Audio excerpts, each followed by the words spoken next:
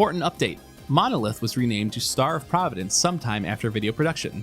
This script talks about the game when I played it, and updates have been made to the game since. I'm not going to say I bounced off of Binding of Isaac, but it didn't hold me to the degree that I think it did for a lot of people. Nothing's really wrong with that, it's just not sparking with me to keep me playing. Monolith, on the other hand, oh fuck yeah, son, this is it.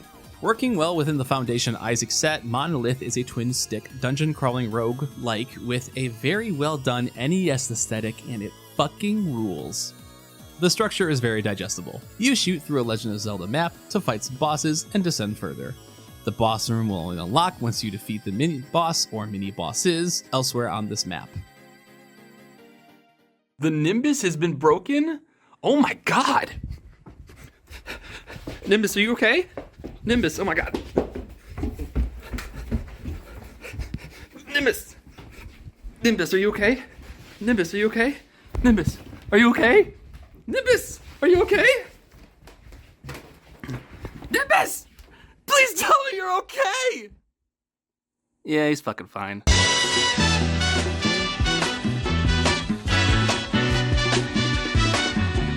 There is a variety of Isaac-like rooms to find, such as shops, skills to gamble for, items you can buy by sacrificing max health, and shrines that ask for big sacrifices to give big rewards. Where Monolith gets unique is the addition of weapons and upgrades. Each floor has an upgrade chamber and a weapon chamber. Upgrade chambers give you a choice of 3 perks for your run. Some really effective, like better drops or store discounts, and some I've literally never felt the reason to use, like electricity not damaging you.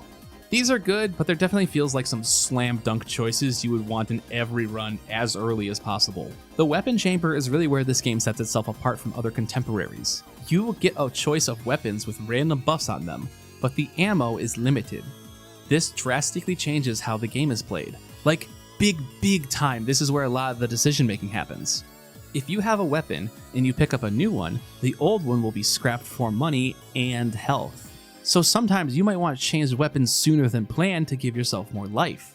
You also have to plan around your ammo supply. If you run out of ammo, you will revert back to your default weapon, and having this switch over in the middle of a boss fight fucking blows. So because of this, there's a lot of planning and thinking about how you are going to approach weapons. Maybe you have a good weapon, but could use extra life points more. Maybe you have a weapon you want to keep, but are risking it on finding more ammo and capacity upgrades. Maybe you find the weapon chamber early and plan the rest of the map around using it later. For a game that has a lot of fast-paced bullet pattern dodging and monster shooting, this aspect of Monolith makes you really sit and think for a second.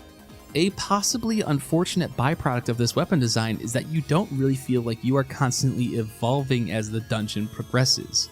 You are instead surviving. The only thing that stacks are the perks. You can't add additional buffs to weapons as you go. You can only change them out. You do get universal buffs to damage and max ammo capacity, but the actual weapons themselves do not change. Contrast this to Isaac, which is constantly tacking on effects to your offense the longer you go in. In Monolith, it feels more about the constant survival, planning out your weapon swap to the best of your ability to keep ammo and health high while never being stuck with just your default pea shooter. This makes getting the run really fucking difficult because rarely are you going to get an above average weapon from the weapon chamber. You can blow a perk on highly upgraded weapon selections or find them in stores or locked vaults, but it's really easy to make your way through an attempt and only get middling access to game changer weaponry. And that in and of itself isn't bad.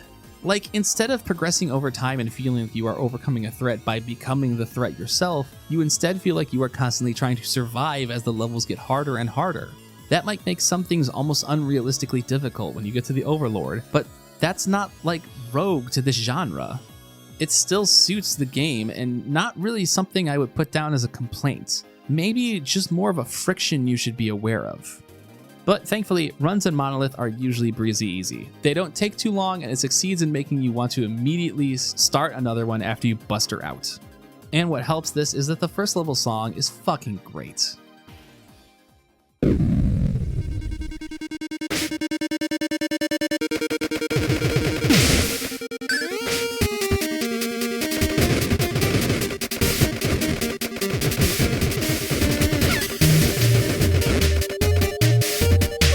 The soundtrack and NES graphics are stellar across the board, but the first song of the run does a lot of lifting for me when it comes to that repeat playing.